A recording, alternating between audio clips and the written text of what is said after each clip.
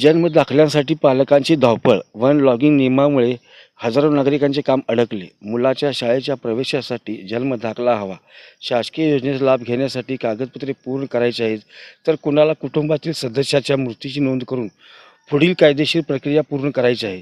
मात्र या सर्वांसाठी आवश्यक असलेले जन्म मृत्यू दाखले मिळवण्यासाठी नागरिकांना महापालिकेच्या दारात हेलपाटे मारावे लागत आहेत.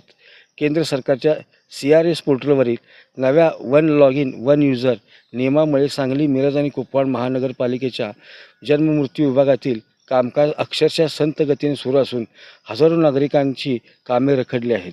महापालिकेकडे सध्या 4 ते 5 हजारांहून अधिक प्रकरणे प्रलंबित आहेत. दररोज शेकडो नागरिक दाखल्यांसाठी कार्यालयात येतात, परंतु एका लॉगिनवर केवळ एकाच कर्मचाऱ्याला काम करता येत असल्याने अर्जाचा ढीग वाढतच चालला आहे.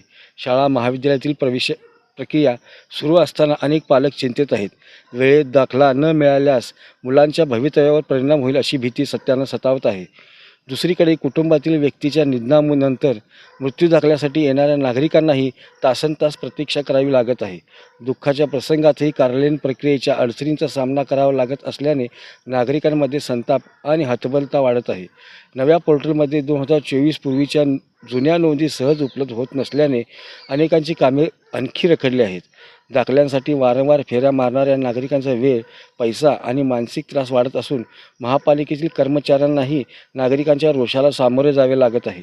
या समस्येची गंभीर दखल घेत नगरसेविका वर्षा अमर निंबाळकर यांनी संबंधित अधिकाऱ्याकडे पाठपुरावा सुरू केला आहे. तांत्रिक अडचणी तातडीने दूर करून नागरिकांना दिलासा द्यावा अशी मागणी त्यांनी केली आहे. मात्र तोपर्यंत हजारो नागरिकांना एक लॉगिन या अडथळ्यामुळे आपल्या हक्काच्या दाखल्यासाठी प्रतीक्षा करावी लागणार आहे.